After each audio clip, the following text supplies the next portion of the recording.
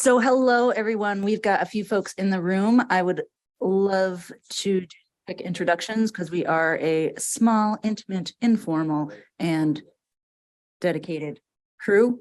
I'm Laura Davis, chair of this delightful working group from Oregon Health and Science University Cancer Institute. I'm going to hand it off to vice chair right next to me, and we all have to push the buttons and let it release before you can be heard.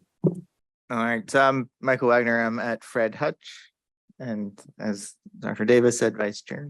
And as Dr. Davis said, vice chair of the working group, also trying to some technical issues. Hopefully that will be resolved.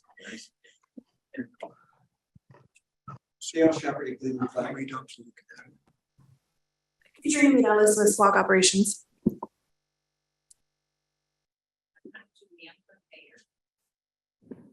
Megan Otis from the SWOG staff. Chris Ryan, Executive Officer for the committee. All right.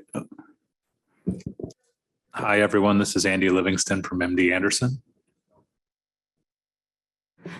And starting with Dr. Mead, could you introduce yourselves on everybody who's on virtually? My pleasure. Can everybody hear me? We can, hooray. Yay. So my name is Julia Mead. I am a pediatric oncologist at the University of Pittsburgh, and I specialize in cancer genetics. And under that umbrella organization, also specialize in the care of patients with NF1. How about Dr. Harris? Hi, I'm Jeremy Harris. I'm a radiation oncologist at University of California at Irvine, and excited to be part of this working group. Marcia? Hi, I'm your advocate for the Sarcoma Working Group. Happy to be here. I lead ICAN, International Cancer Advocacy Network, based in Phoenix. Dr. Victor? Hello, I'm with University of Rochester, and I lead the sarcoma group here with medical oncology. Thank you. And Dr. Webster? Oh, can't hear you, Anne. So maybe we'll go to Bill Rush.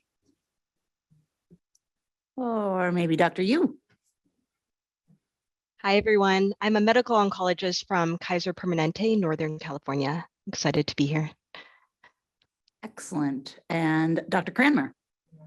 Hi, I'm Lee Cranmer. I'm a sarcoma medical oncologist here at UW Fred Hutch up in Seattle, working along with Michael Wagner and Elizabeth Loggers.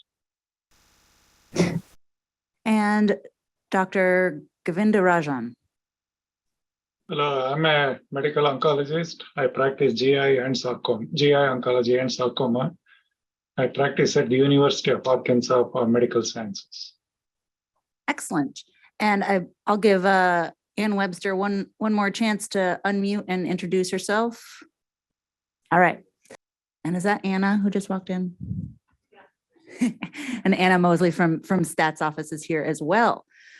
So thanks everybody for being here. And all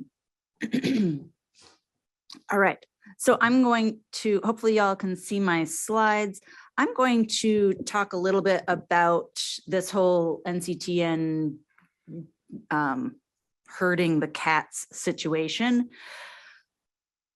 first. So as became quite clear, I think probably when submitting Michael's concept and thereafter, there was a lot of sarcoma activity across the NCTN groups, but none of us had any idea what each other were doing. And I think most strikingly, we didn't know who each other were.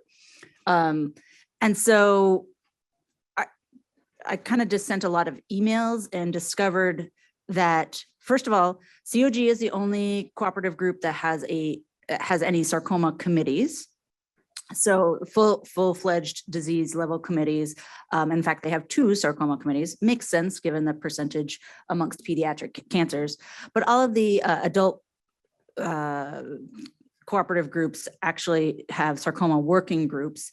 NRG's group is Deanne Wang refers to it as kind of a legacy group that is like a vestigial remnant of prior NRG or prior RTOG, I guess. SWOG, we're the working group. ECOG has a very active working group, as does Alliance. And then CC, the Canadian group, is in fact part of NCTN, and they have a full committee chaired by these two folks. And then as we were starting to get together and chat, we realized that probably ERTC's concepts and trial ideas were also something that we should be thinking about, trying to increase collaboration for this significant but rare group of cancers. And then also it became quite apparent as the early therapeutics network started rolling out sarcoma specific early phase trials that we needed to know what they were doing, because all of a sudden their concepts had direct competition with concepts that were coming through at that time, ECOG. And so it's all of a sudden become quite a large group where we are kind of planning on meeting in person at ASCO, just the leaders, the chairs, vice chairs, and in some cases the group chairs or president, since Dr. Vandergraaf is president of ERTC, but obviously a dedicated sarcoma oncologist. We have a lofty goal of just kind of increasing collaboration. I think nobody's going to object to that goal. Logistically, if we can actually make it happen, I'll go in with my rose-colored glasses. I think one of the themes that came out of just our very initial meeting was that we will alert without disclosing, for whatever that means, for capsules, concepts that each group is developing. We want to make sure that I don't know if you call dibs, but make sure that we're aware, so that, for example, we don't both start developing dedifferentiated liposarcoma CDK4 inhibition plus immunotherapy concepts, and then suddenly discover that you can't have two. So that's the idea. And my role here is to advocate for you all and make sure that if there's something that you've talked about in one of our meetings that is getting developed as a capsule or concept in these other groups, that I will bring your name forth as the SWOG champion early on, so that we can have a more robust champion process. Right now, essentially what it is the group comes and says, hey, we have this trial. Will you champion it within your group? And somebody says, sure. But ideally what it is we get involved much earlier on and have input on design and all of that. All right. So with that, this was already discussed at the parent committee meeting. There are 5 currently open sarcoma specific NCTN trials, 3 through COG. I know Dr. Pan, Mingwei Pan, actually moved institutions recently to a non-SWOG institution. I don't know, does that matter? Chris, would like a SWOG champion have to be at a SWOG institution? No? Okay. Exactly, of course, absolutely. Now that we know who each other are. Two trials through Alliance, both opened within the past couple of months. So one for uterine leiomyosarcoma and one for advanced dedifferentiated liposarcoma. These are the 4 open early therapeutics network trials. So many of our institutions may be ETCTN sites. So keep these in mind. There are, things going on in some, ASPS, fairly rare subtypes, things to keep in mind. And then the 3 coming soon, things that I mentioned earlier, including STRAS-2, which we'll specifically come back to when talking about Lee Cranmer's concept for retroperitoneal sarcoma. And then the Ewing sarcoma trial, I non-democratically just stuck my name on here because apparently I'm going to be on the study committee through SWOG, so that's awesome, and I will be sure to champion that here as well. And that's going to be for metastatic Ewing sarcoma opening, I don't know when, but relatively soon. It's using vincristine, irinotecan, and regorafenib instead of IE. So VDC plus VI, that's not ifosfamide R. And then the chest X-ray versus chest CT study that we have discussed several times. All right, so the early development capsules. This is where the leadership committee that's going to meet every once in a while is hopefully going to have a little bit more transparency on what these concepts are. So in ECOG, in addition to those opening soon trials, they did mention a neoadjuvant radiosensitizer plus hypofractionated RT trial concept. So this is certainly something that we'll need to be discussing along with Jeremy's concept. And I know that Jeremy has talked to ECOG. Dr. Harris, did they happen to mention this concept when you chatted with them? Yeah, actually, we presented kind of simultaneously. I think it's a little bit early, and they're kind of reworking some of the design and as well as kind of primary endpoint. And so I think we will just kind of move forward. But if it were to open, it would be a relatively small, either phase 0 or phase 1 study. Okay, yeah, that makes sense. And it doesn't really sound like it's certainly not asking the same question that we are. Mm-hmm. And then Adrian, they did mention that they were talking about a ctDNA study in high-risk soft tissue sarcoma, and I do recall you bringing that up at a prior meeting, and I think at that time I'd suggested maybe that's something that we could look at through the SARC organization, but I did mention your name to ECOG, and after this ASCO meeting, if we get an indication that they're actually moving it forward, then certainly if you're still Yes. interested in that. I am trying really hard to hopefully get Natera to analyze 10, 11 patients in metastatic to really understand time points if it's Natera. So I would be really interested in any connection with this and helping to design such a trial. Excellent. I will convey that for sure. And then we have Dr. Julia Mead on the call today from SWOG. She's going to help us workshop or introduce her concept. This is definitely something that she has been spearheading, but she has invited SWOG to kind of collaborate early on, and so we'll be spending some time discussing that later in the agenda.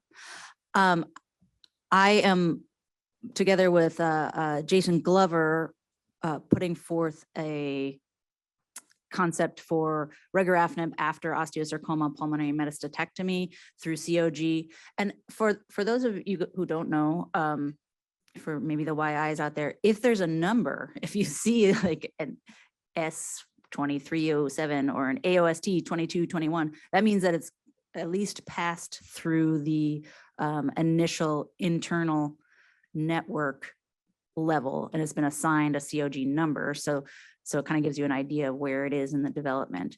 So this is one that has gotten at least some degree of approval from SWOG Scientific Council, but has not yet gone to CTEP.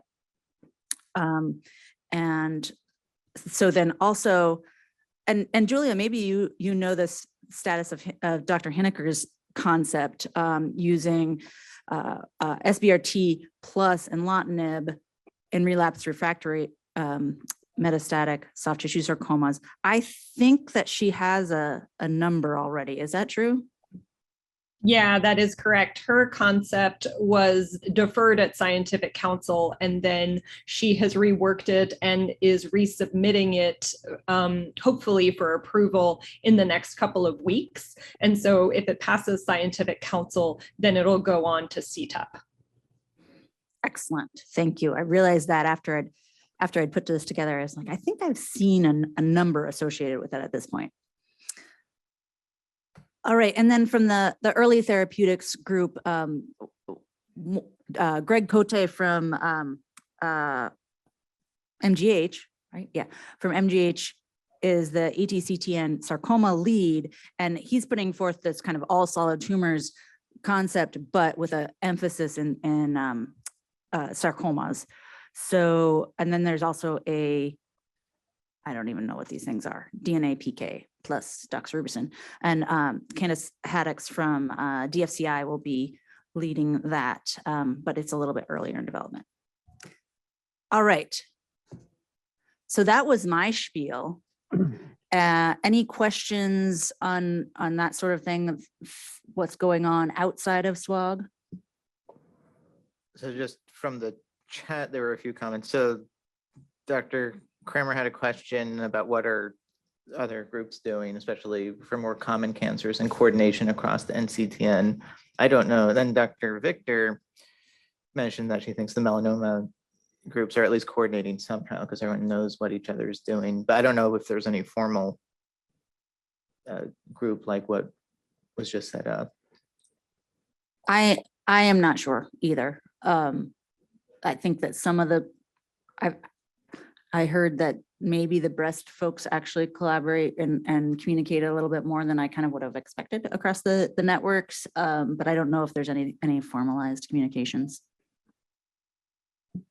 Dr. Davis, I think you mentioned liaisons to different SWOG groups in a different meeting. I believe the melanoma group does something similar where they have liaisons to like the ECOG group, and but I can clarify that if it's helpful.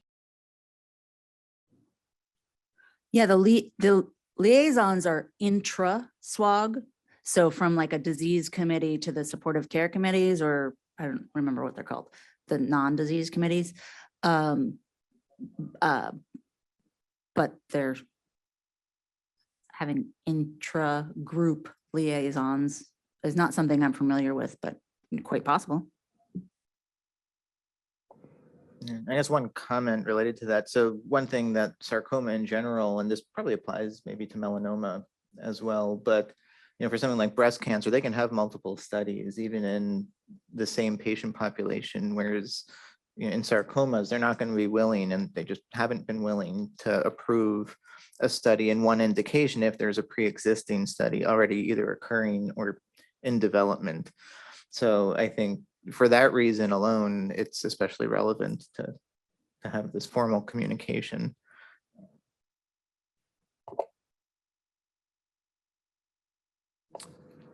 And then there are a number of comments also. People seem to like the ctDNA idea.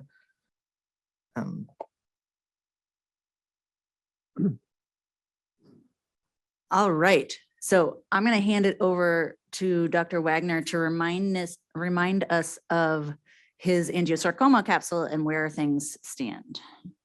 All right, so unfortunately, I'm not able to share slides. So apparently my computer has security settings where I can't put the file on a thumb drive and I can't find the Zoom link. So I apologize for that. But you've all seen me present these same slides many times, actually. So just to remind everyone, so this concept is a neoadjuvant study for angiosarcoma, where the way it was originally designed, it was for any localized angiosarcoma, and patients would be randomized to either paclitaxel alone or paclitaxel plus nivolumab. So it's very similar to the Alliance trial that has just completed accrual. And then followed by a 3-month period of neoadjuvant therapy, then the patients would have definitive local therapy, which after many discussions, we felt was best to leave up to investigator discretion, but to include either surgery or radiation or a combination of the two.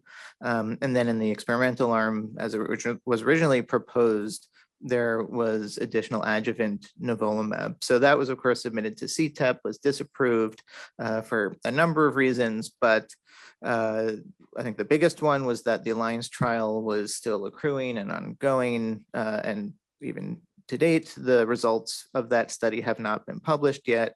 So that's one update that hopefully will come soon, at least an initial readout from the Alliance result, which will then inform what treatment should we use in the neoadjuvant setting.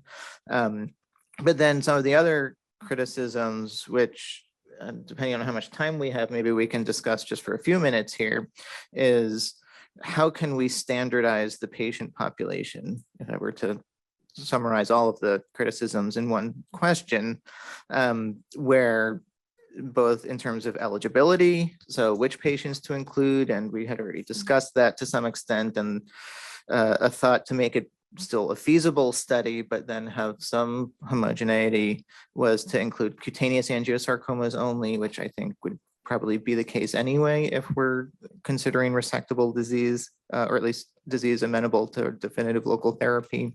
And then the other sort of big overarching standardization question, which I think is going to be a more major concern and that needs to be addressed on a resubmission, is how can we standardize the local therapy? So there was a lot of concern just with the institutional variation, and I think that's just a problem that we have, that there is a huge amount of institutional variation for how these things are treated. But some level of standardization is going to be needed if this is going to be approved. And it might be just defining what margin in a surgery needs to be included, and for radiation, what dose needs to be administered. I think it'll be tough to truly standardize because of the variation in the locations of where these come up. So, of course, with a scalp tumor, we can't mandate a huge wide surgical margin because it's just not always possible. I don't know if there are any surgeons on, but if anyone has any thoughts along those lines. Oh, perfect. I'm looking at one. Yeah, I agree with you. I think that location will be critical here. I mean, the scalp is, or face is the areas I was thinking where it would be very challenging to get a 1 centimeter or 2 centimeter margin. And even in other locations, you're exactly right, as frankly, people make it up depending on how aggressive they perceive the tumor to be. And it would be good to, be pragmatic about it. The reality is, I'm not even sure if we know that it matters what margin to take. So I would just make it pragmatic and let that be a variable. Unfortunately, I suspect that the margin is not the determinant of the outcome, unfortunately. Yeah, no, thank you. Maybe we can touch base afterwards to talk a little bit more about that. But I think that was the one main criticism that is going to be a little bit harder to actually define, where, of course, the result of the Alliance trial is going to be whatever that result is, and then we'll just have to respond to that. So for the sake of time, does anyone have any other thoughts or comments? So we're still really just waiting for that Alliance trial to result before a new capsule is formally put together to be reproposed again. And that will be basically a new capsule, not a revision. It'll be fully new and go through the process again. And we'll make sure that the other groups are aware that this is, they should all be aware, because we've been talking about it for years. But if I also jump in and just mention the other group to work with would be internally the breast committee, because at least in the surgical world, the breast surgeons are the ones who probably see the majority of angiosarcomas. Yeah, thank you.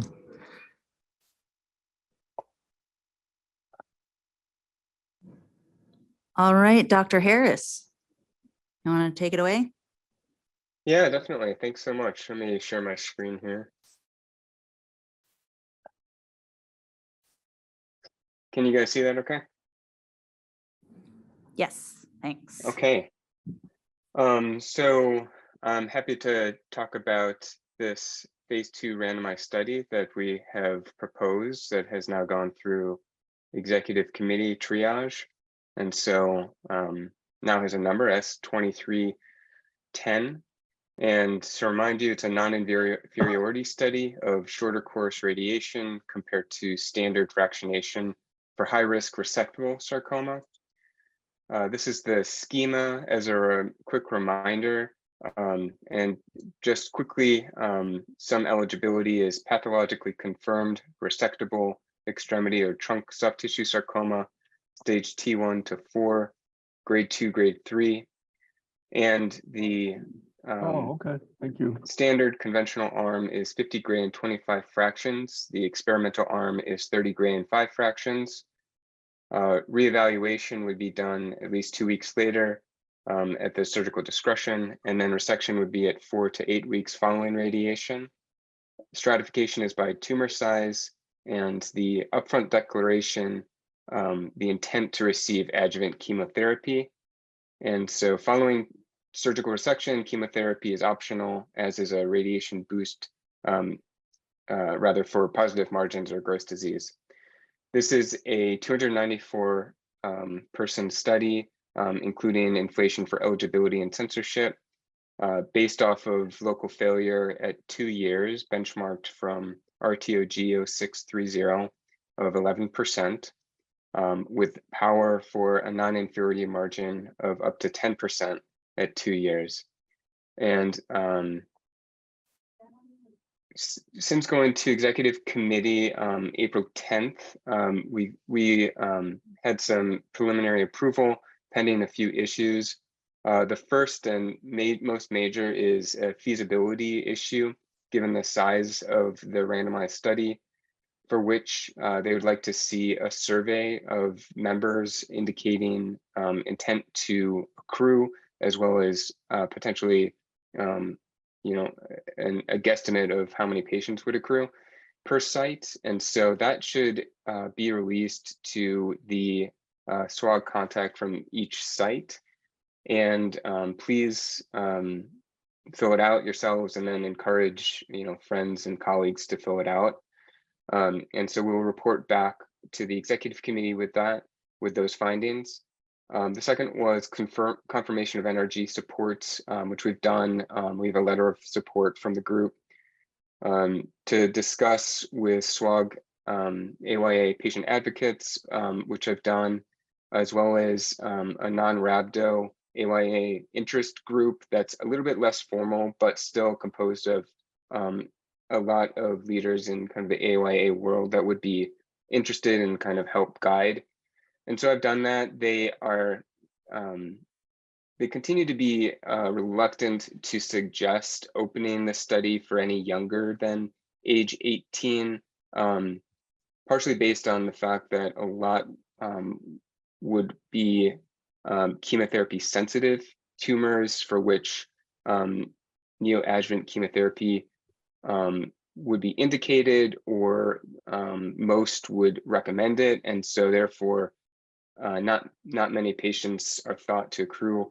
A lot of people couldn't think of any that they had seen over the past couple of years that they would want to accrue to a study like this. And so we're kind of going with age 18 and above. Additionally, to confirm and explain how we're not planning preoperative chemotherapy, and that had to do with sample size, sort of logistical question, as well as the fact that it's a sort of separate question that radiation fractionation from neoadjuvant chemotherapy, which would certainly change the expectations for local failure, local control.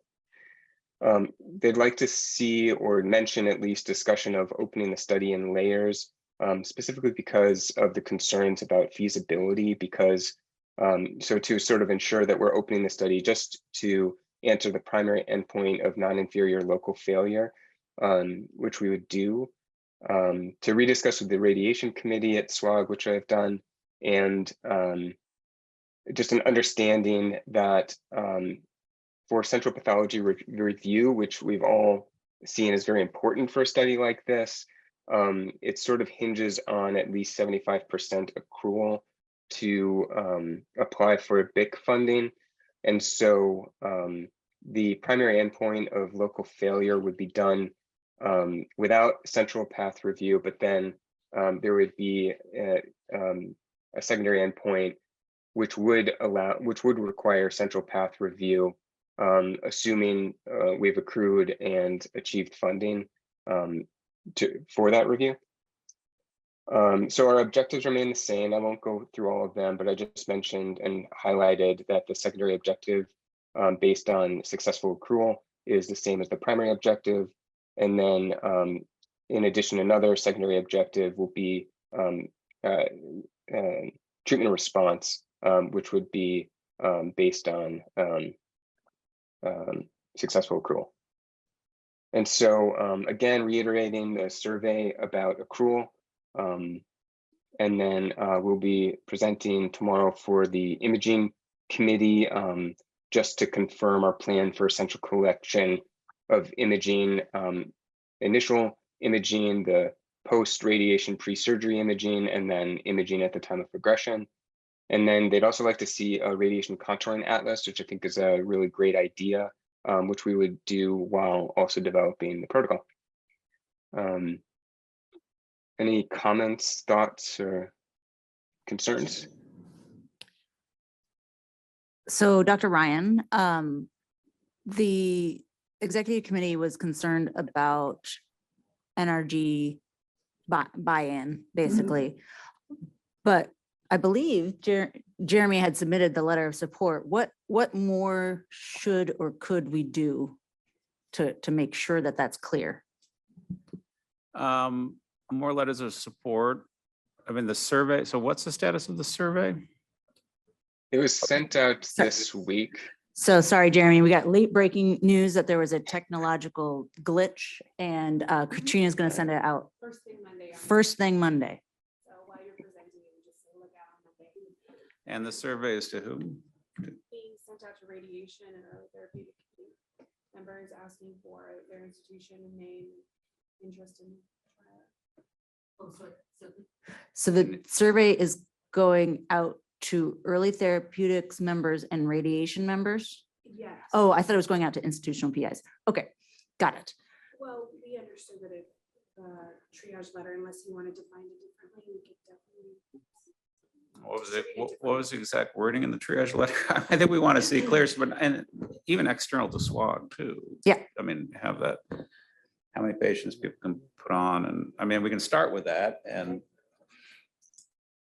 so that, but you know, I mean, the end is what? It's going to be 250. 250. So expected over 4 years. You really got to That's convince the executive committee that we can accrue. Okay, we I have to mean, convince high- the executive high- committee. and high volume institutions around the country that are going to be committed to this. Okay, so Because one-off community places, and they'll be helpful to get them, but Yep. you need to you know, I would say high volume places, whatever you get that can put on 5 to 10 patients. right. How many of those can we get? Can we identify them? So that survey is going out to everybody on Monday. Please pay attention to it. It should be going, it should be going to everybody on this call. Theoretically, we're all ETxRC members. And so fill it out with the number of patients that you could accrue, Dr. Livingston, at a high volume center. This is perhaps segueing into the you know, Jeremy's, oh, he's put the actual wording in there. That's the exact phrasing, if you were just wondering how it's written, but survey just Wrote it, so. as a reminder then. But, well, what was the rest? Chad? Yeah, The so just, committee, was it just the last? Reminder on- So it says the committee is concerned about the feasibility to conduct the study. The committee requests the study team to survey institutions, then in parentheses, large institutions and community sites, close parentheses, to determine if there is an equipoise and interest in registering participants to the study. Equipoise and interest, okay. Well, So- it hasn't been sent out yet. Do you have a suggestion for different wording? Because we should get the wording you like before. I could circulate the questions to you and then who we find on, and then we have additional feedback. Or just if I would say an estimate of the number of patients they could accrue during what's the period, 4 years? Or like, 2 years? like per year. Per on average. per year, and you know, just I think we Add asked that and then 4 questions, like what's the name of your institute? How many patients are you interested in the study? How many patients who meet eligibility do you see annually? How many do you think you would accrue annually? I have a quick question. If institutions say they're not going to participate, should there be some sort of ability to put why not? Because I know at my institution, probably one of the biggest barriers will be that they're kind of routinely often doing 30 and 5, but then doing surgery like really quickly. And so like the requirement to wait, 4 weeks or something is going to say, well, why are we doing radiation quickly and then waiting? Right. So they're doing radiation. I mean, they're doing surgery very quickly. So they might not be interested just because of that. And so. Well, I think, so absolutely every center does it differently, right? And we're trying to have some data for the way that we do it. Right. So, yeah. Yep.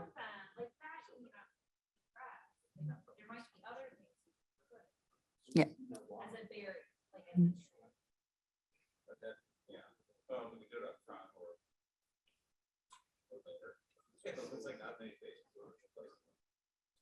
We know some big places are not interested in this, right?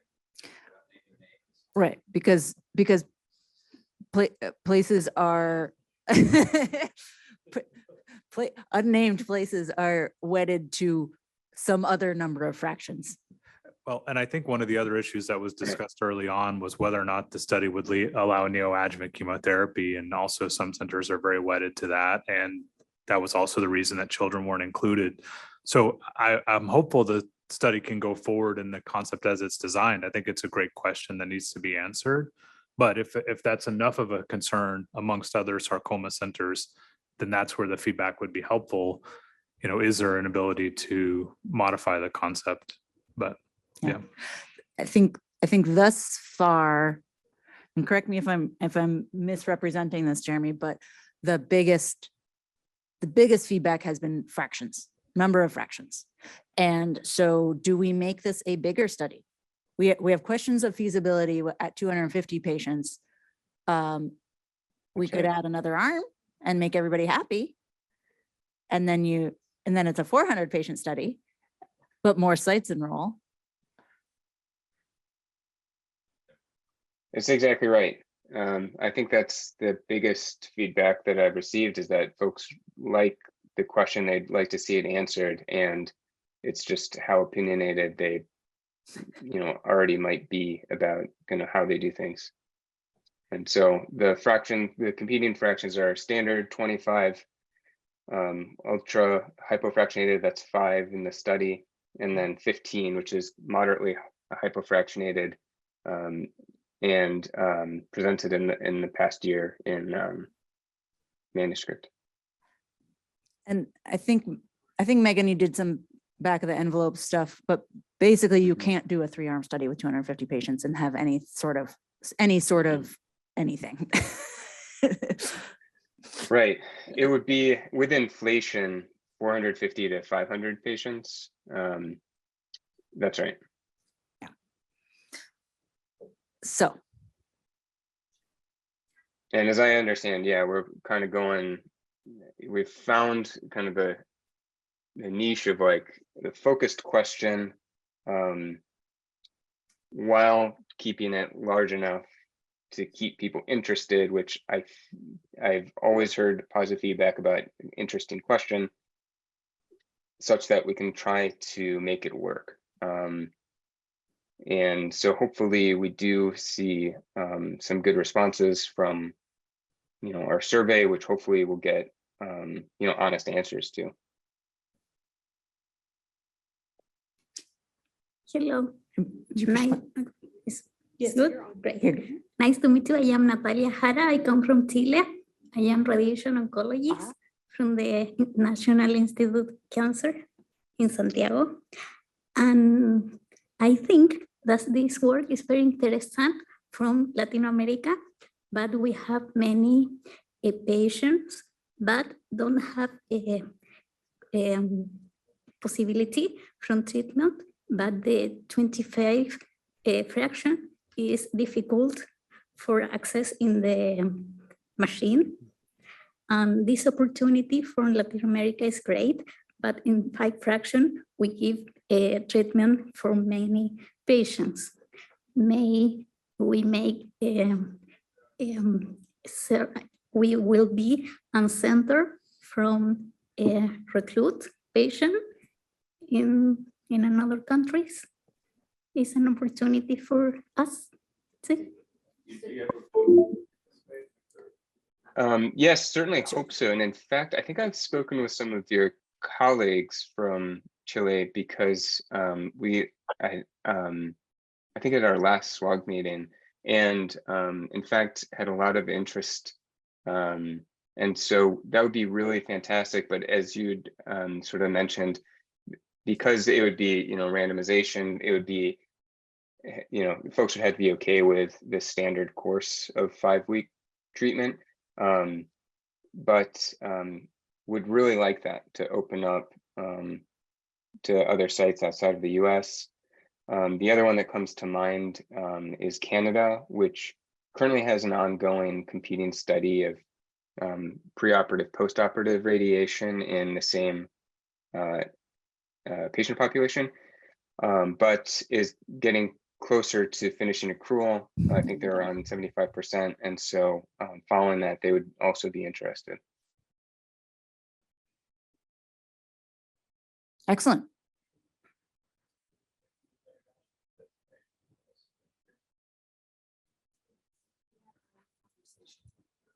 Jeremy, we're clarifying that we made sure that there was international participation checked on whatever form needs to be checked. That's correct. Excellent. Yeah, just for those who don't know, I mean, with the SWOG Latin America initiative, the problem has been for studies involving drugs has been very difficult because cross-border NCI won't ship drug across, but surgical and potentially radiation studies or something we could do. So cool. Although not being involved in many radiation studies, what is the site qualification that is done for other? You probably know. IROC. So I think there's 2 for imaging IROC, and then for the image guided radiation through, I thought it's also through IROC. The one I was looking at was the early stage lung cancer, atezolizumab, SWOG 1914, which is SBRT plus or minus immunotherapy, and that's exactly what how they had written it. Right. Well, it's IROC. It used to be something called Quark that validates the sites and so forth. So I don't know. Do we have SWOG radiation studies in Chile or anywhere? I'm not sure if I'm not sure which studies we've had open. So the question is that process of that validation, whether we've addressed that for international sites. I'll find out though, but we should pursue this because as many sites as possible. Exactly. Okay, I'm gonna wrap up this conversation for right now and give Lee sorry. I'm sorry. I know my hospital is certificate with the MD Anderson for make radiation therapies. See, and we have the 2 or 3 protocol from SWOG course. Okay. Promising. That's great. Promising. All right, Lee, did you want to give us a 1 to 2 minute update on where you're standing? I can. Can I? I'm going to share my own screen briefly. So just a quick update on a concept I've been working on, which is moving forward in its own way. So this was to be a randomized phase 2 study of neoadjuvant abemaciclib CDK4 inhibitor combined with radiation for high-risk adipocytic sarcomas. obviously high recurrence risk of retroperitoneal lipos after surgery.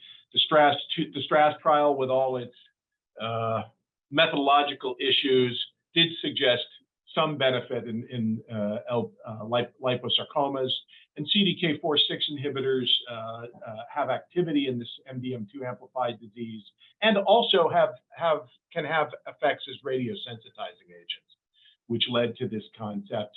Plan being to give abemaciclib concurrently with radiation. Patients have their surgery and then continue abemaciclib for a year after surgery. And just so update on where we are after we had discussed it, and I also presented it it's a while back at the Surgery and Radiation Oncology Committees. The recommendation was to proceed with a phase 1 done outside the SWOG mechanism in order to get safety data on the combination. We had the protocol written, and the protocol was modified where the patients will only get abemaciclib in the phase 1 during radiation therapy. There is some additional data coming out from the breast world looking at the combination and finding that there doesn't seem to be a problem, although the doses being given when abemaciclib is combined with radiation are typically, the radiation doses are typically lower, typically palliative doses, as opposed to the larger types of doses and the larger area encompassed in treating a retroperitoneal lipo. But anyways, we got funding from Eli Lilly and from the Cooney Foundation to allow the phase 1 to be conducted. We just a week or two ago got our FDA IND exemption, and right now it's in the University of Washington's pricing coverage process. So thankfully, this is moving ahead. Our radiation oncologists are excited and are already saying, "Oh, this would be a good patient for that," but the trial isn't yet open. We hope a couple of months before it until it's open.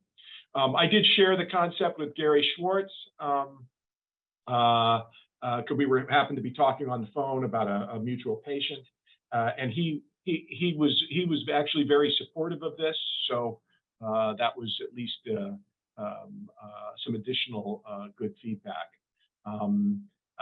I haven't yet begun really getting into the randomized design yet. It probably is about time to do so. I expect that this will, I hope the phase 1 will be open and accruing by the time we meet in the fall in Chicago.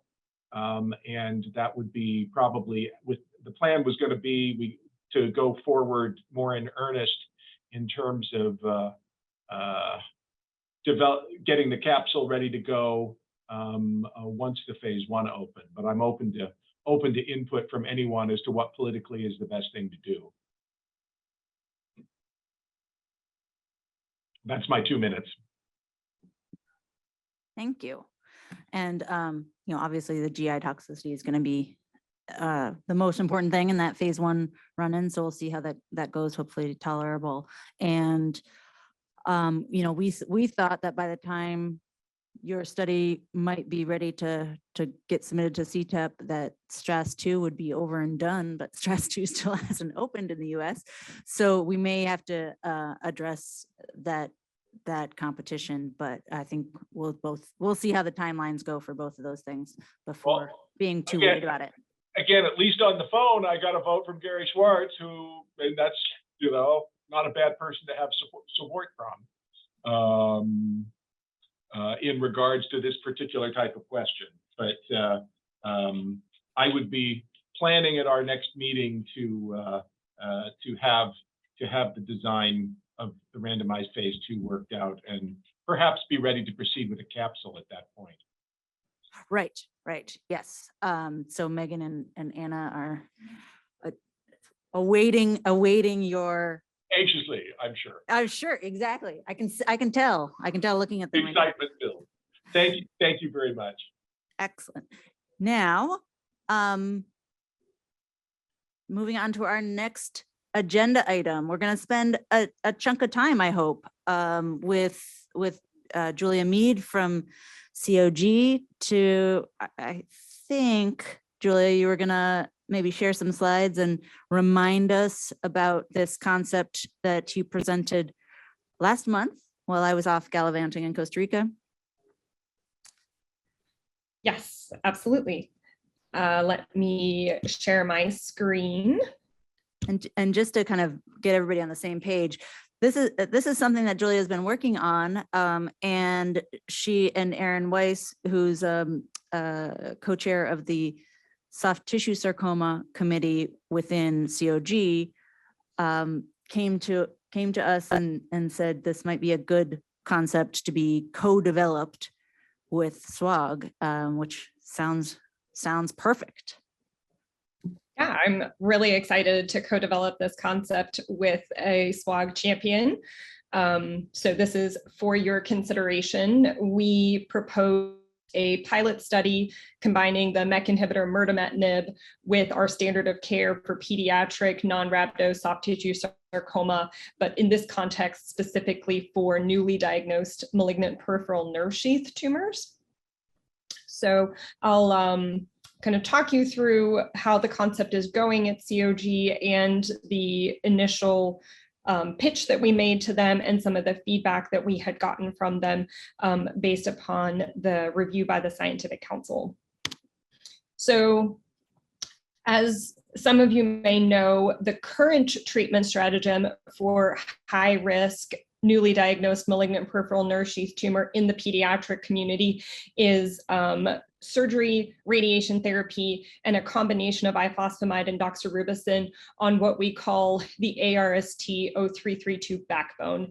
And I'll show you the schema for that a couple of slides down, but suffice it to say, I think it is a little bit different from AI. So that's one of the things that we'll have to reconcile is a little bit of a different formula. I think similar to Jeremy's issues where everybody has their own brand. Surgery can happen in the initial management setting so that the patient comes to us post-surgical, or it could be a biopsy and the patient typically has neoadjuvant therapy and radiation therapy. So I'll show you a little bit later, there will be two arms to the study, and it may be that we differentially accrue between the adult and pediatric setting, depending upon how those patients present for care. So our proposal really is to take the standard of care and add the MEK inhibitor on top of it. And so our primary objective for the study is really feasibility and safety.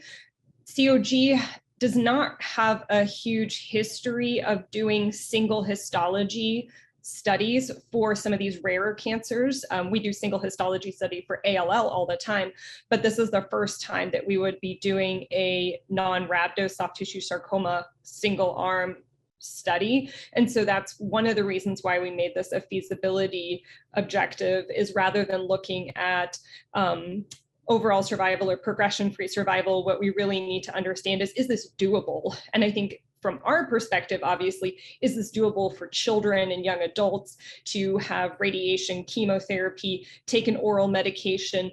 It's just a lot to put together. And so we did not feel as though having those typical phase 2 outcomes were appropriate in this setting. So this is being billed as a pilot study.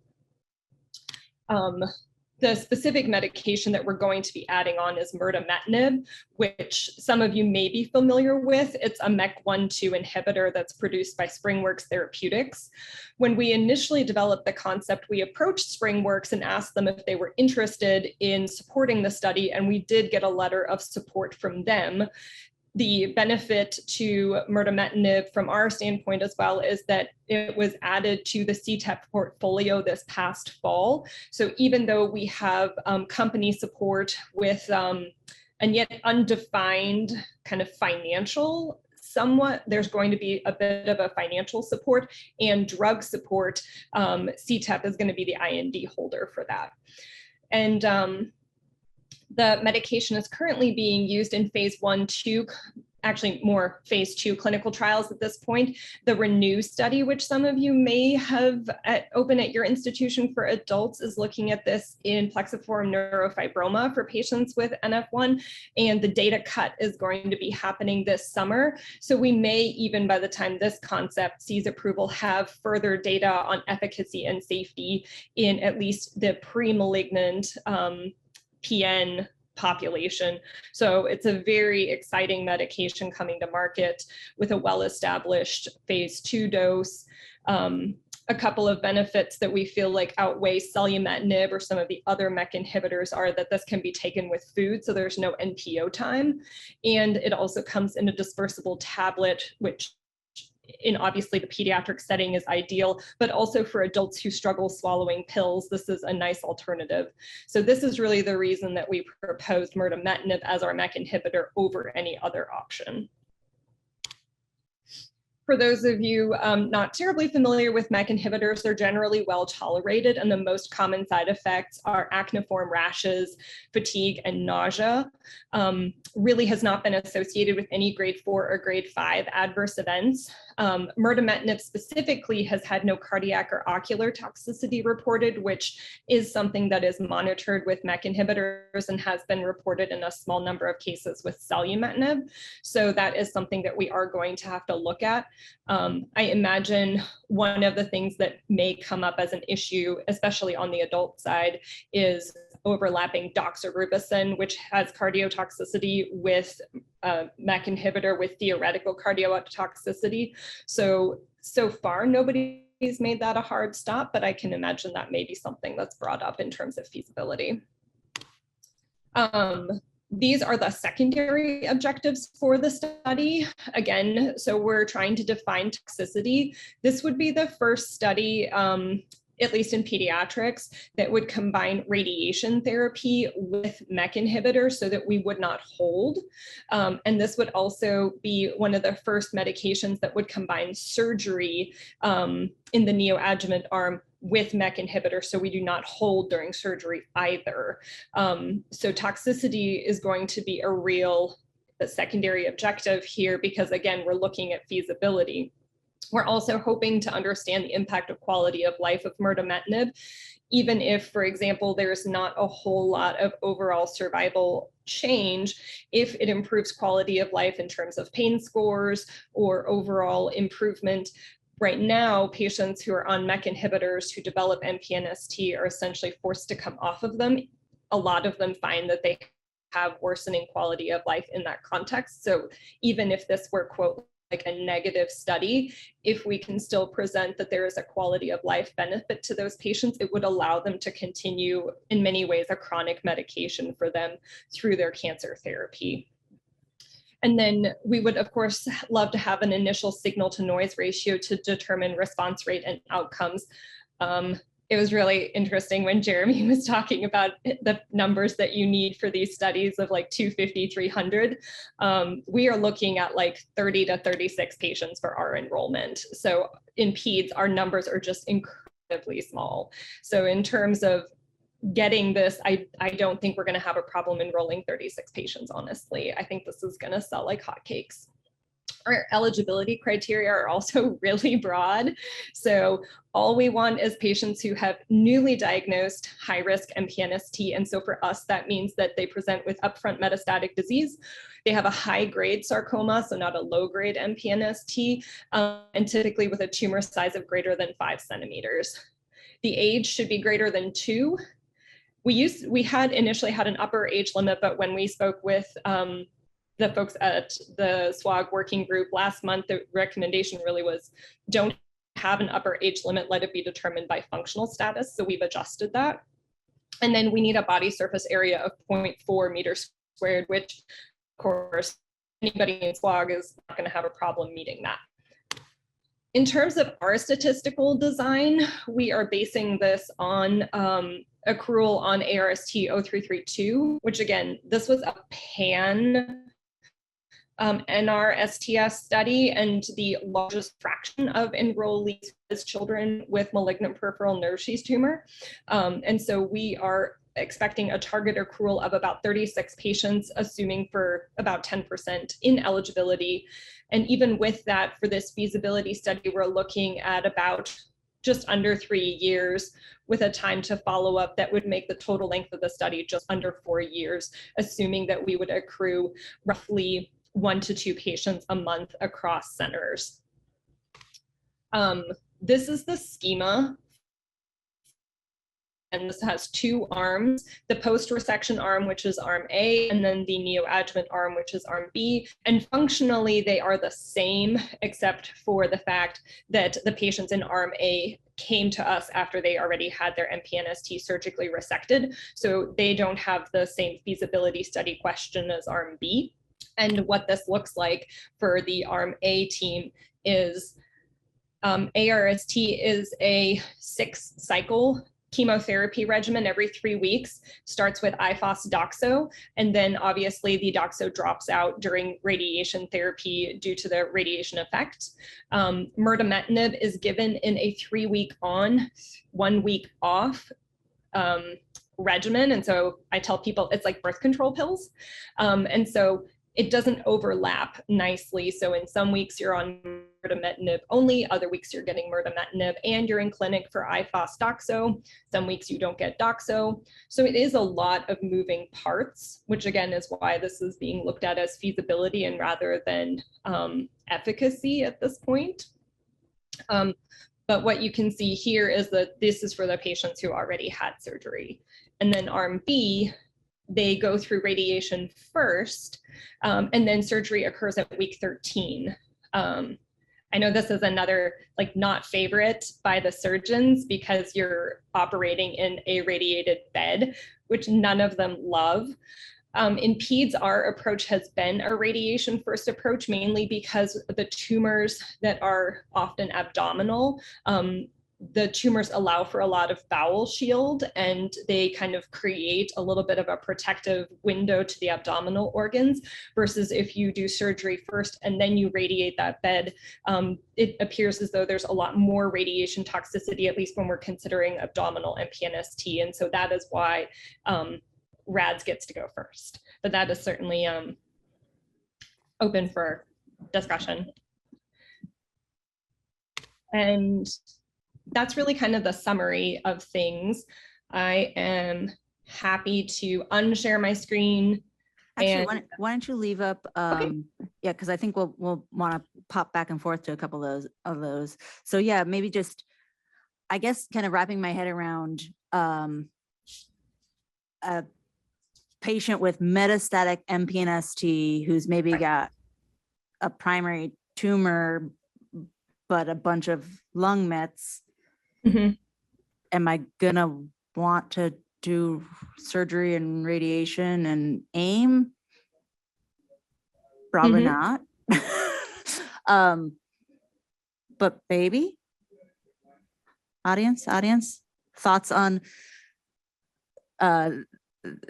really going essentially curative intent treatment for a metastatic patient with MPNST, a non-chemotherapy sensitive tumor? Am I leading the audience, Chris? I mean, I think it raises a good point. I guess I would wonder in the prior study, how many of those patients, when you looked at the feasibility and 13 patients accrued and the timing, how many of those patients were metastatic? Because I wouldn't think it's that many. I mean, I think for high risk localized disease, it makes sense. Yep. I would anticipate there won't be many. Well, I guess I don't know, but I would anticipate there wouldn't be that many primary metastatic, but I agree with you. Is it appropriate, especially if it's not like a bulky tumor, or does it make sense to do surgery and radiation? So I don't know how much it adds in terms of accrual by having those patients included. And yeah, maybe it's adds the flexibility to say, okay, yeah, I'm worried about this 1 centimeter thing in the lung, but I'm going to enroll them on this study and not worry about the fact that they're probably metastatic, as opposed to I'm not going to enroll somebody who has obviously hugely metastatic disease. And I think it's reasonable in a feasibility study, but yeah, so if this goes well in thinking about, what would be the subsequent study and the endpoints would be important and whether or not you would include those patients.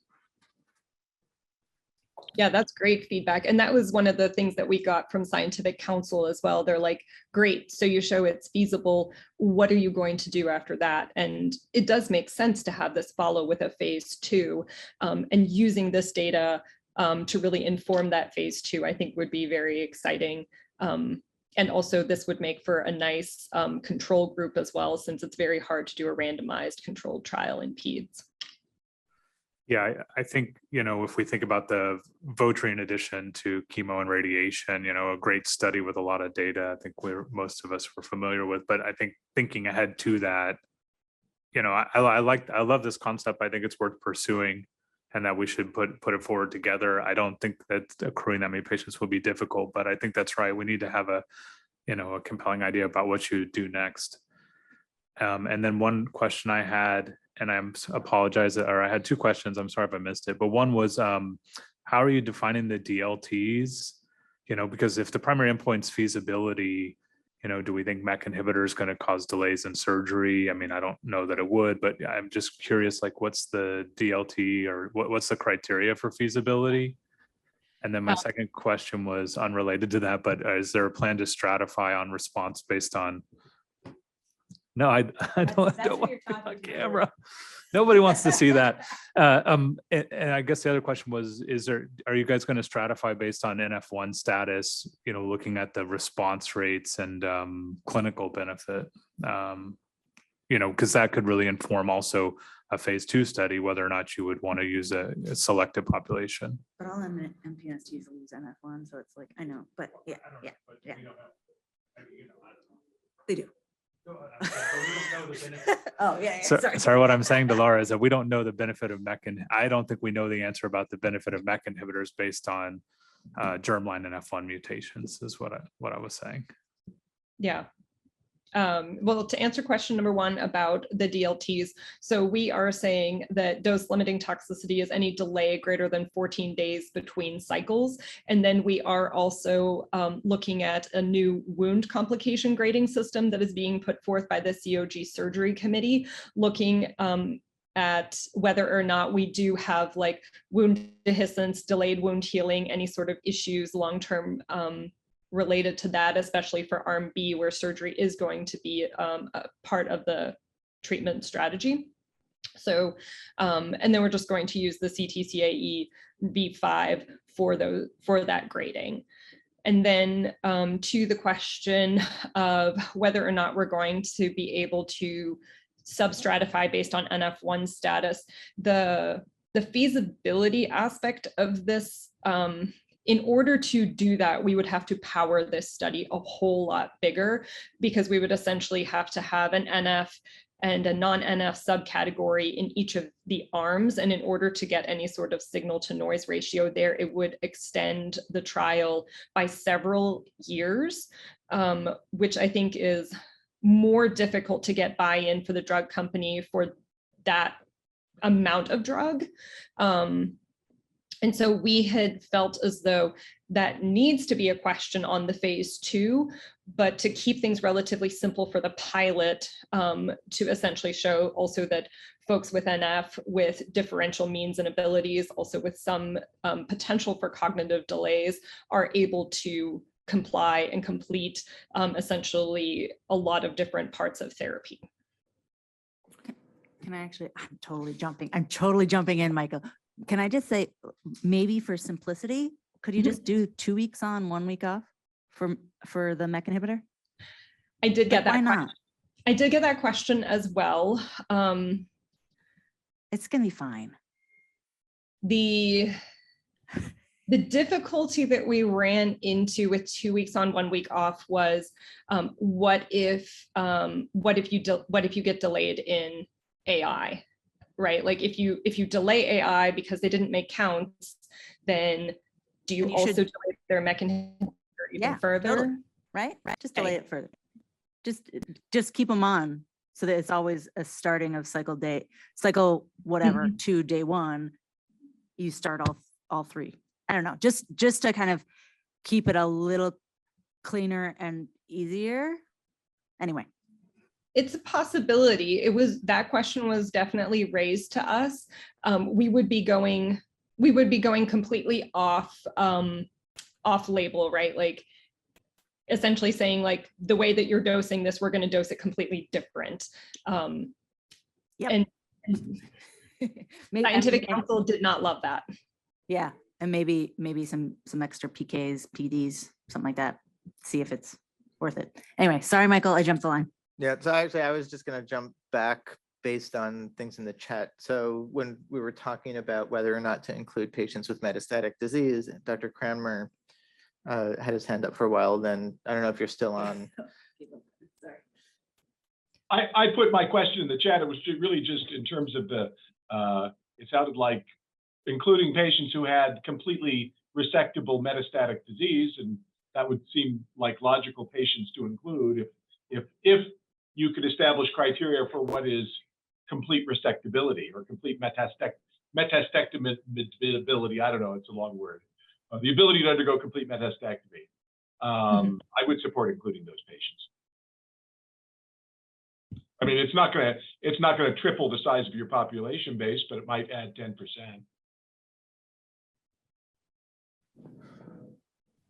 I guess as part of feasibility, just really quickly, that this drug we don't think has as much cardiac toxicity, but since we are exposing people to two drugs that potentially have cardiac toxicity and thinking survivorship issues, is there going to be some sort of cardiac evaluation that's included as part of this to at least get us some idea of a signal there? Yeah, the pediatric backbone, it's echoes prior to every dose of doxo. So it's a lot of echoes. And then while on MEK inhibitor, the standard of care for that is echoes every 3 months. So I'm assuming that we will be building in echoes with relative frequency here. And typically, if you're going to have a 10% decrease in ejection fraction and drop below the lower limit of normal, that would be a reason to hold the MEK inhibitor and then essentially see if they have recovery. But I think that if you have cardiac toxicity related to MEK, then you're going to come off study.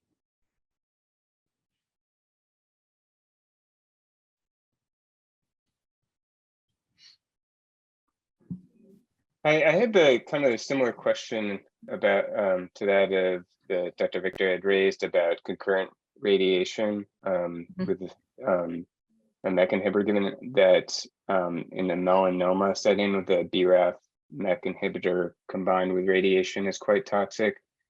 And so I don't know of any, similar studies to draw kind of toxicity data from, but since it's a pilot study, which you might do is if, do like an early analysis after like the first 10 patients or so. And, rather than close a trial, you could consider something like if there are a certain number of grade 3 cutaneous or GI toxicity events, then drop the drug concurrently with radiation and then analyze again the next 10 or however many patients.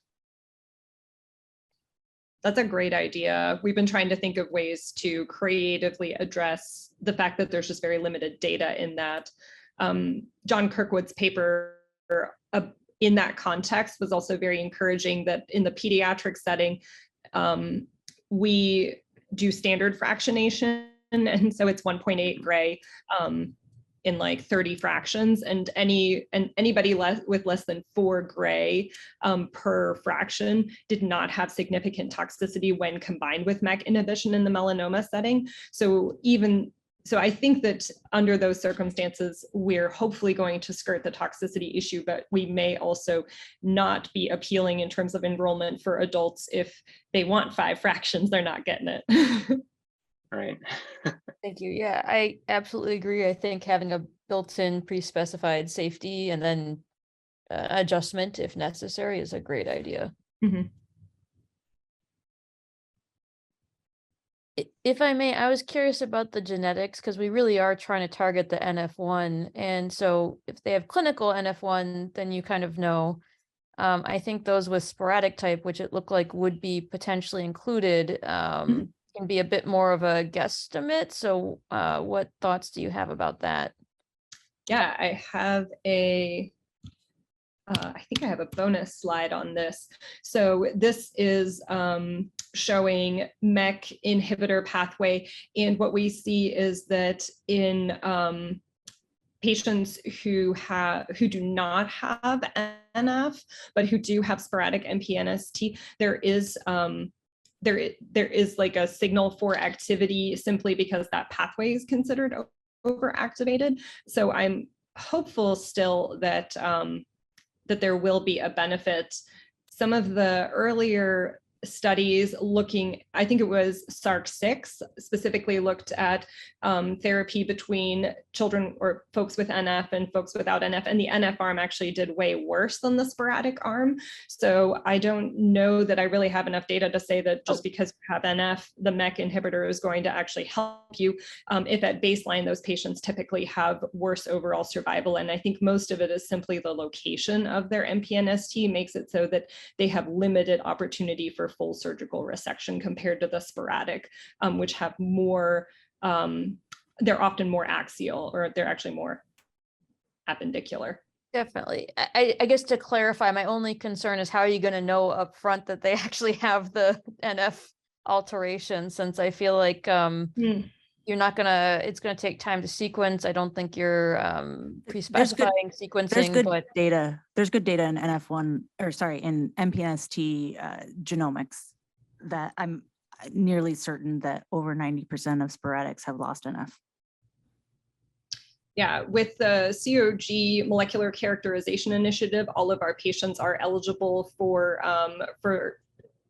genomic tumor sequencing with a turnaround time of 3 weeks. So we would have that molecular data probably by the time of enrollment. Great. And Yeah, we would have germline status as well. I think on my end, sometimes I get things that are maybe MPNSTs and so that's, and they don't end up having the NF alteration. So that was it. Yeah. I spoke with Jessica Davis about this specifically because she also voiced that concern that there are a lot of things that look like MPNST, and we may have some difficulty with enrolling somebody that we think has an MPNST and then it ends up being something else. So we are going to build in rapid central review for anybody who does not have NF1. And if we find that they ultimately have some other tumor, we're also going to replace them in terms of the evaluation. Perfect. So, yes, that definitely was brought up too.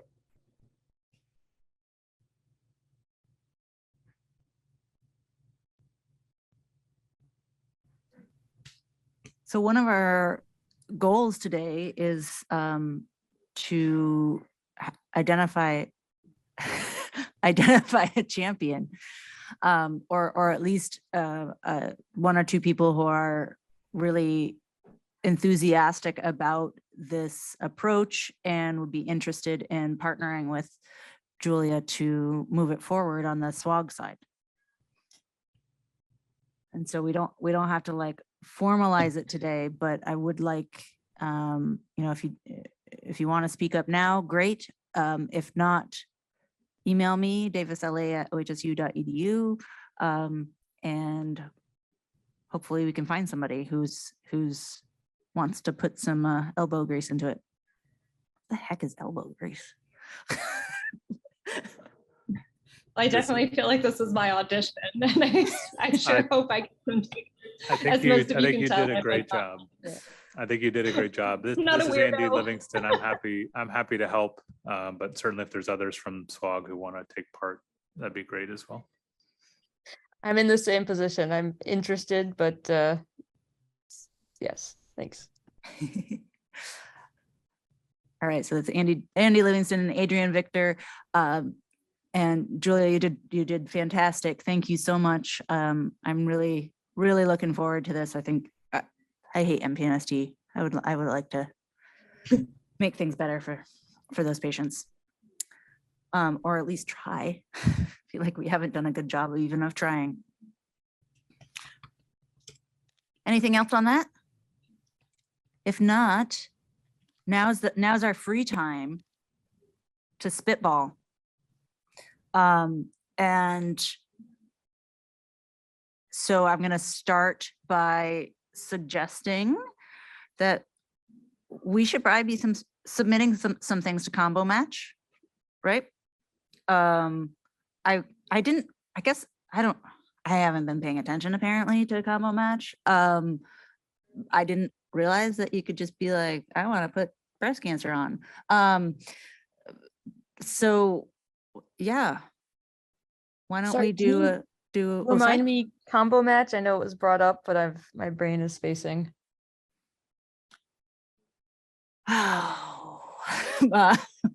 Michael?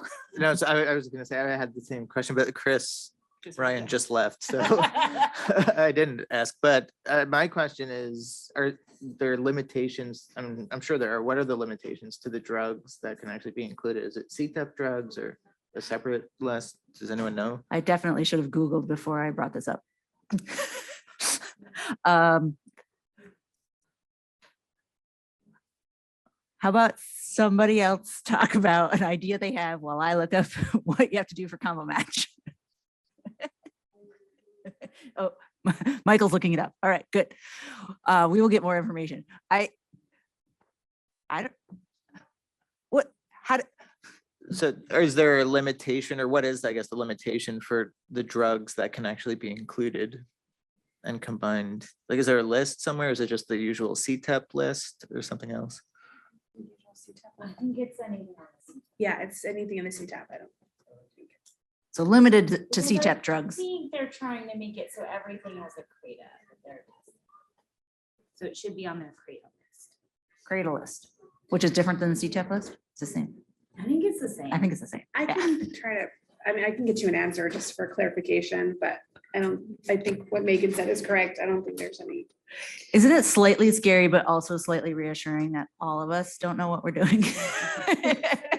Let's see.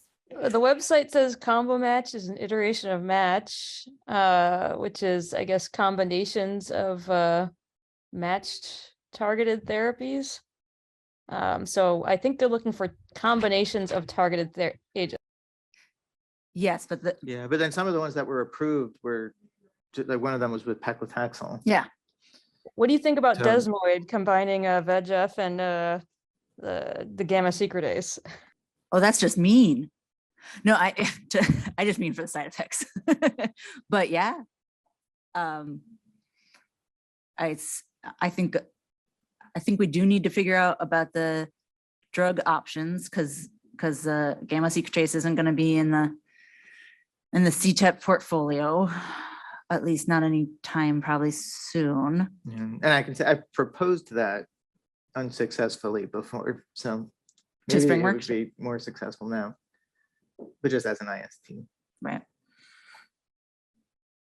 Those side effects sound mean though. I guess one other question for Combo Match is, I mean, because these drugs are from different companies, I don't know what the politics are. So if we were to propose combining two drugs from different companies, As long as they're in Does- CTEP, it should be okay. Right, as long as they're. so as long as it's CTEP, that's okay. Yeah. Okay. I was thinking chondrosarcoma, conventional chondrosarcoma, IDH1 versus IDH2 mutations, combination of TKI plus the drugs I can't pronounce, ivosidenib for the IDH1 or the other one for IDH2. But I don't think, in fact, I think I've already looked this up on CTEP and neither of the IDH drugs are in CTEP.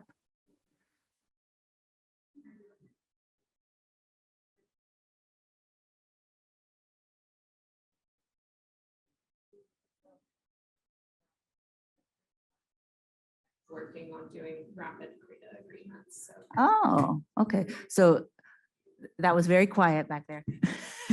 But it is required to be CTEP drugs, but there is maybe a rapid a rapid mechanism to get a CRADA that if a company is motivated to actually get their drug, right. Okay. So desmoid concept, maybe chondrosarc concept, maybe, but depends on this drug list and what our options are. Suppose to a good question, do the combinations already have that phase one data? Like safety data. I would presume that there has to be safety data, but again, this is something that Michael is totally looking up and going to answer for us. That the answers will be in the minutes.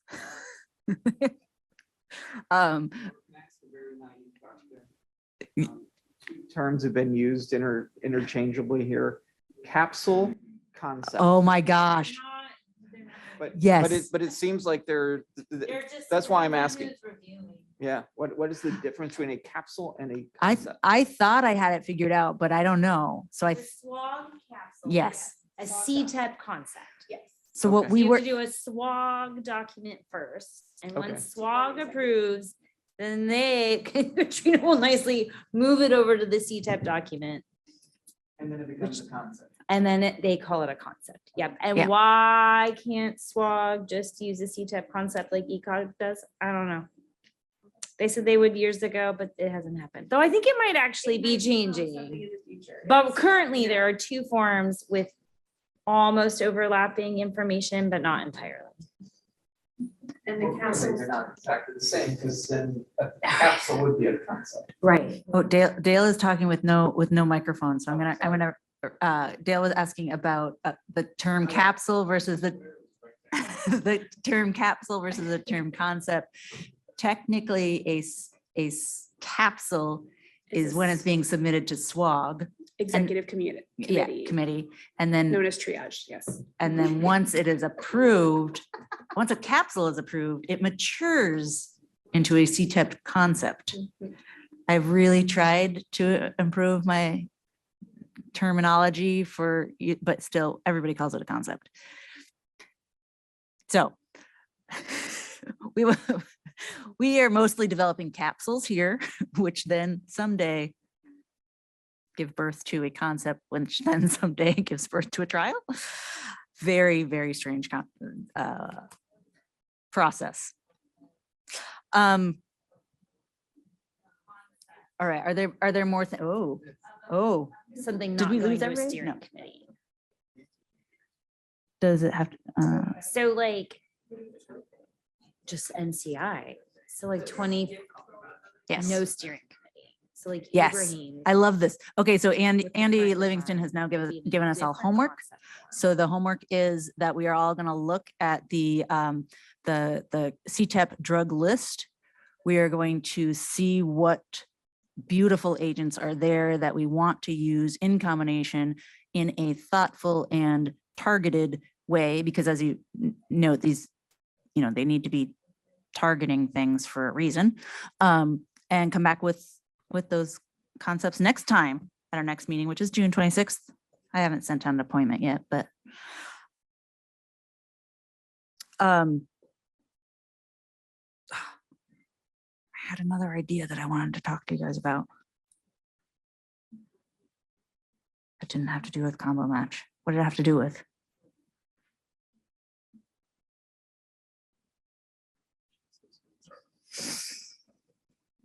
We gave up on it.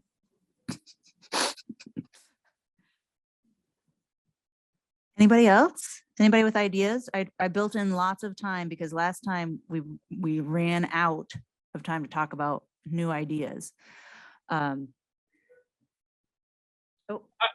Laura, I wanted to bring up a question, a type of idea, although not in terms of a prospective trial, but more thinking retrospectively in terms of, so one question that I occasionally end up dealing with when I'm working with, particularly with uterine leiomyosarcoma patients, and they'll have done ER/PR testing because they see, pathologists seem to do that as standard in that setting, and they'll have receptors. And patients, they have no evidence of disease. They'll be asking, well, should I take, hormonal therapy, Leuprolide or something like that, and will that help me?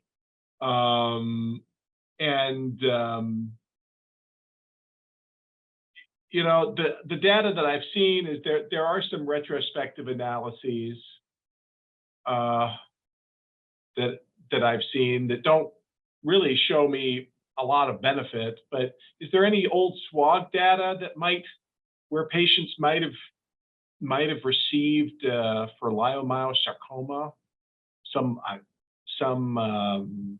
hormonal therapy for a uterine lyo? I do not believe so. We can ask, but I do think that the SWOG sarcoma experience has been small. I mean, it used to be much bigger. Yeah. But there were actually some fairly large and significant trials done in the 80s and 90s by the committee. And just? Pardon? I don't know. Well, it was not specifically in leiomyosarcoma hormonal therapy, but you know, I was just maybe. If you can find a trial on Google Scholar, we can analyze it. So the data is still there. If it's in Google Scholar, if it's published, yes. Okay. Okay, I'll look there. See if there were a significant number of lyo patients, uterine lyo patients. But it's just something I'd like to be able to give patients a better answer to. I don't believe it works very well.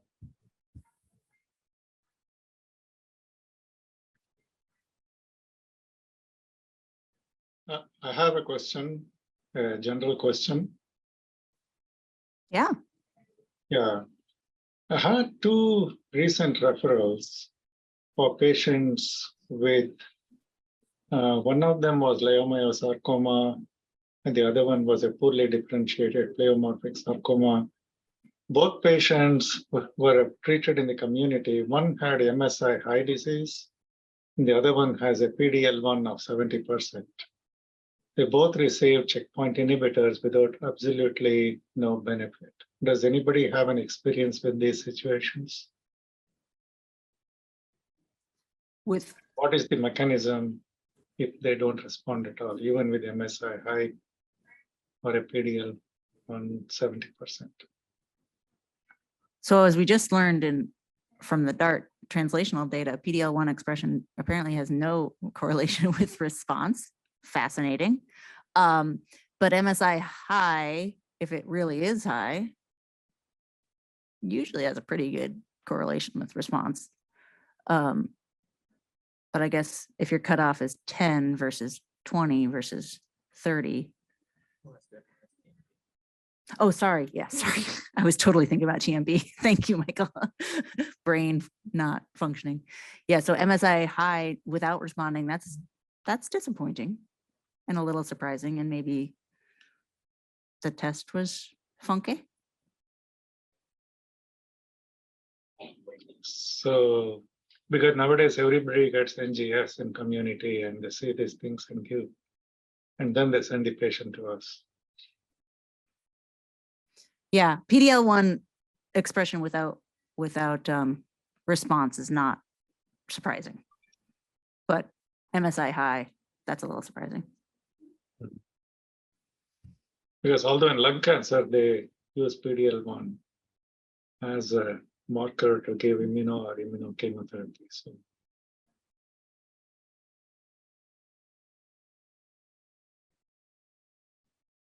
Does anybody have an experience in sarcoma patients with this situation? I don't know.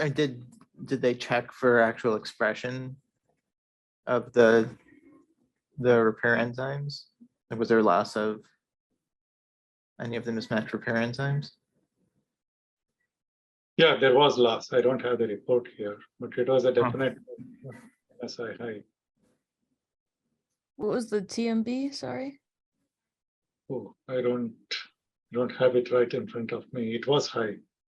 Oh, okay. My experience is that high TMB, which seems like it often has some correlation with MSI high, often works quite well. So that is a bummer.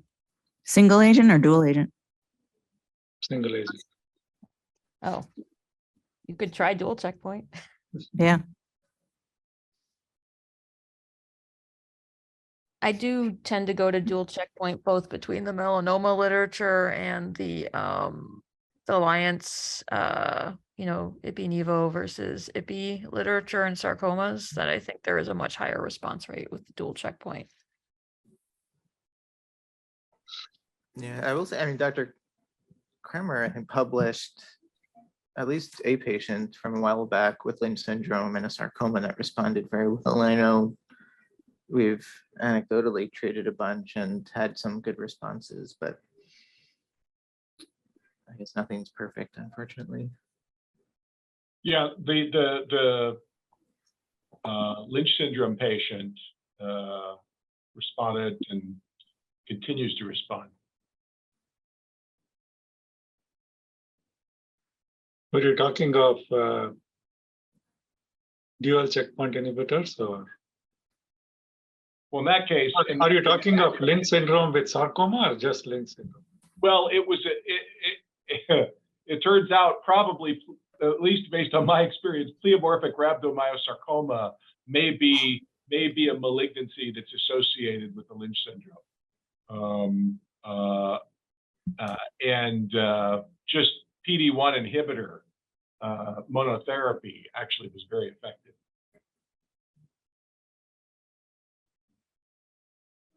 Thank you.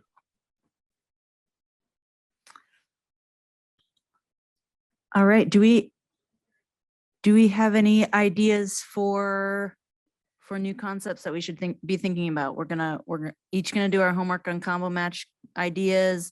Jeremy has got tons of work to do. Actually,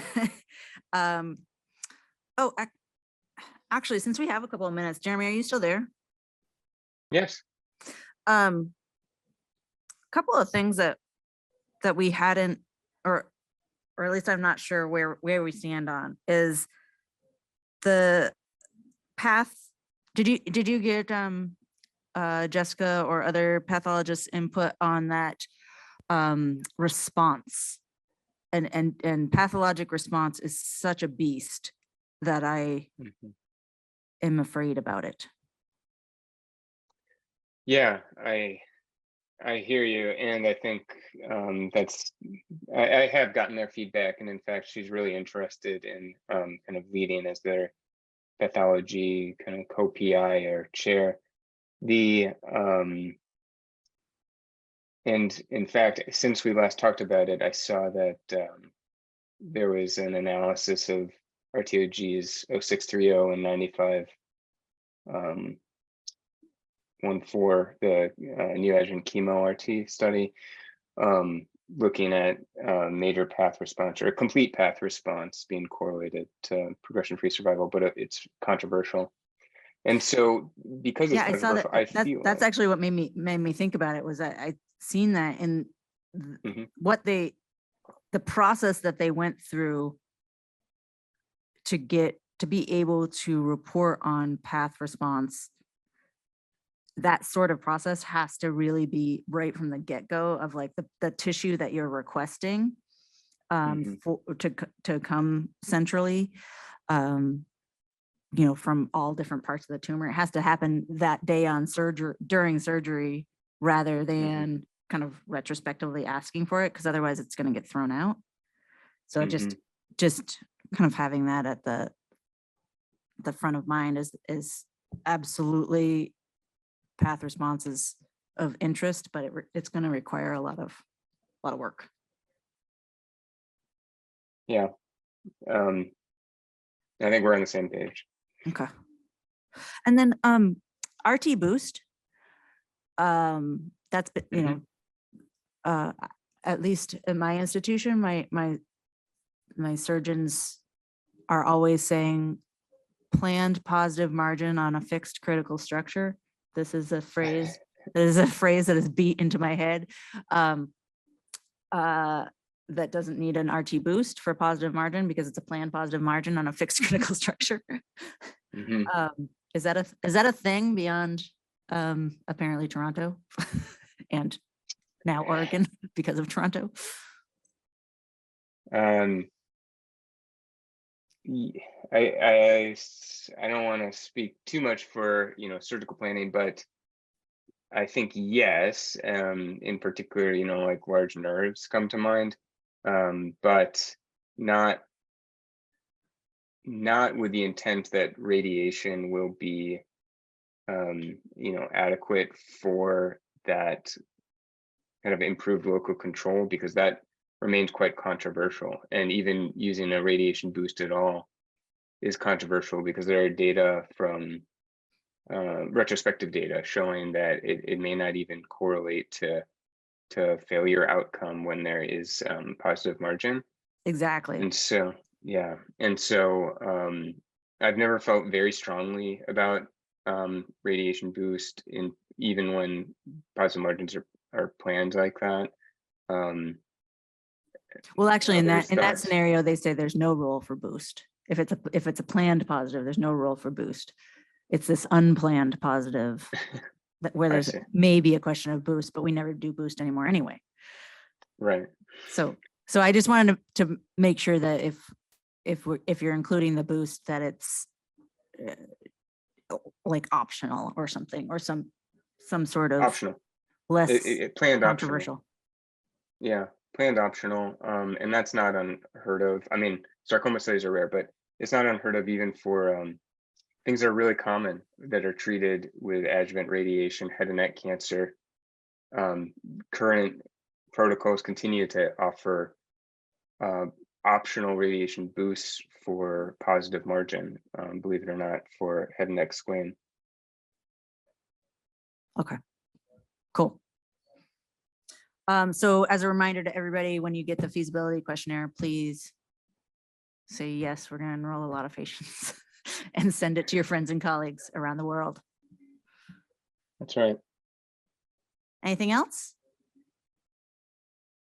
Thank you, everybody. This has been great. All right. Thanks all. Are we good on the chat? See you in June. All right. Take care. Bye.